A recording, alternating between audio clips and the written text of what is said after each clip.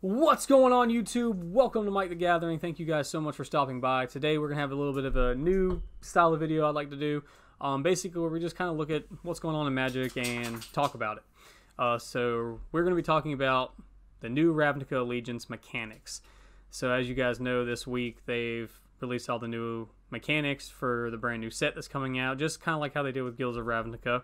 But we're going to go through the Guilds of Ravnica sets mechanics first, just to kind of give an overview and just general thoughts and ideas of it. But we do have something really cool. I do have a special guest, so if you guys are subscribed to me and my other channel, NextTCG, which at the end of every video that I post, there's a little button somewhere over there, maybe over there. I'm not sure. It's somewhere. If you click on that, you subscribe. If you watch any videos, you might recognize this guy's voice. What's up, guys? If you do, cool. If you don't, that's Chris. So I thought it'd be kind of cool to get Chris in here because Chris, while he does play a lot of card games like, Hearthstone, Dragon Ball Super, things like that, he's not really a Magic player, but he does know Magic. So it'd be kind of cool to get his opinions and thoughts on some of the new stuff. So let's go, and I'm all the way at the bottom, of course. Let's just kind of do an overview of what we got in Guilds of Ravnica, and we're just using WotC's site. And these are just the articles they posted. It's just the easiest thing to look at real fast. Anyway, so House Demir, they got Surveil. Surveil is awesome. So basically, you know what Scry is, right? Right. So Surveil is basically Scry, except instead of putting it at the bottom of your graveyard, you can put it at the top or bottom of your graveyard, at the top of your library or in your graveyard. So it really helps with, especially, which is kind of weird to me, but it helps with like Golgari, things like that. It's kind of a nifty little mechanic. I like Surveil. Especially with like cards like Doom Whisperer, things like that. So it's kind of a cycle. Basically. Yeah.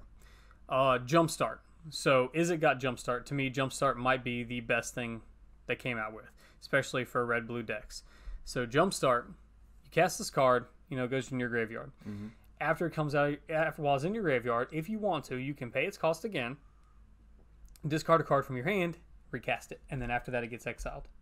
Okay. So cards like Risk Factor, you can your opponent chooses to either take 4 damage or let you draw 4 cards. Okay. So you can just sit there and start spamming things like that. It's a card with additional value. Yes. Yeah. So Jumpstart's probably my favorite, right next to Undergrowth. Undergrowth, and of course that's just because of my Golgari blood running through my body.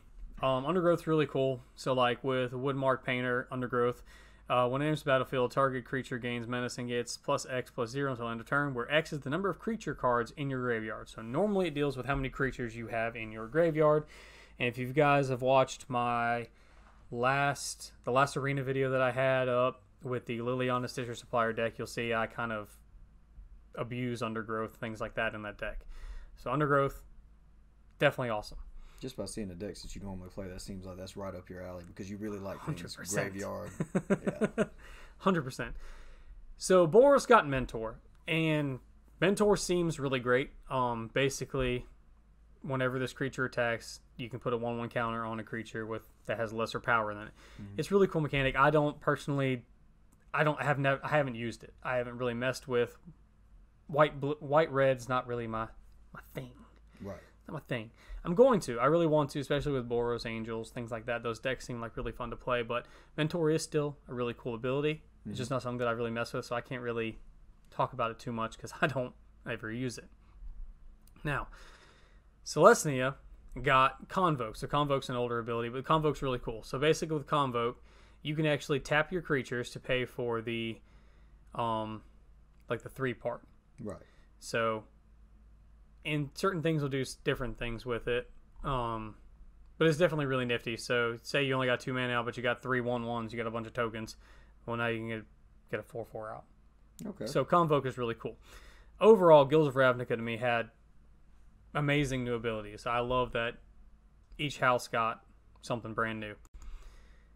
Now, oh goodness, now we have Ravnica Allegiance. So this week they've released all the new abilities and all the funness. So let's look at Rakdos first. So Rakdos has Spectacle. So basically, with Rix Maddie Reveler, Spectacle cost, it's 2 colorless, a black and red. You may cast this spell for Spectacle cost if rather than its mana cost if an opponent lost life this turn. So Spectacle makes sure you have to deal life to your opponent, or they have to take damage somehow, and it's any amount. But then, like, this card's ability, which is kind of cool, when it enters the battlefield normally, you discard a card and draw a card. But if you paid its Spectacle cost, instead you discard your hand, draw 3 cards. That can be dangerous, especially with, red decks. Any kind of red deck, most of the time your hand's not big anyway, so you pay that Spectacle cost, you got nothing else to do anyway. You might have 0 cards in your hand, now you're getting 3. Right. And we still don't know what else everything's going to do. Now, I think Rafter Demon, it's a common, so it's not going to have anything spectacular, but you can pay the 5 instead of the 4, and each opponent discards a card. So there can be some funny shenanigans going on with Rakdos. But Spectacle seems nifty.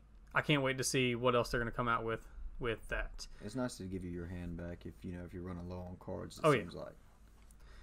So Orzhov, Afterlife. This, to me, I think a lot of people are going to sleep on it, even though we haven't seen a lot of cards. But basically, right here you'll have your Afterlife. It'll say Afterlife 1, 2, whatever. And when this creature dies, you create that many 1/1 white-black spirit creature tokens with flying. Think about that in current Celestia builds. Adding some of these white creatures that do that, you're spamming the board with tokens. You're spamming the board with cheap creatures, and then when they die, you get more tokens. That's kind of nasty. Which one was this guy? So this guy was a 2-drop 2/1 Vigilance with Afterlife 1. So again, turn 2, you're playing this guy. Go block with him, and now you're getting a 1/1 with flying.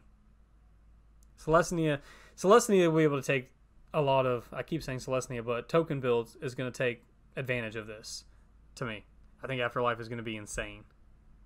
Yeah, we've seen quite a few token decks played, and usually if they can get out of hand, it seems like something that can really help with that as well. Oh yeah, because now you don't really care about, no, you kill my tokens. I'll just make more. We'll make a lot more.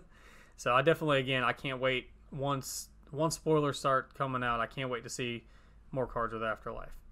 Simic got, is that pronounced Monstrosity or... No, it's Monstrosity. Yeah. So they got a crappier version anyway. So Adapt is basically you can pay this at any time, and if this one's Adapt 4, so if it has no 1/1 counters on it, you put 4 1/1 counters on it. It's paying 6 for already a 4-drop creature. I don't know.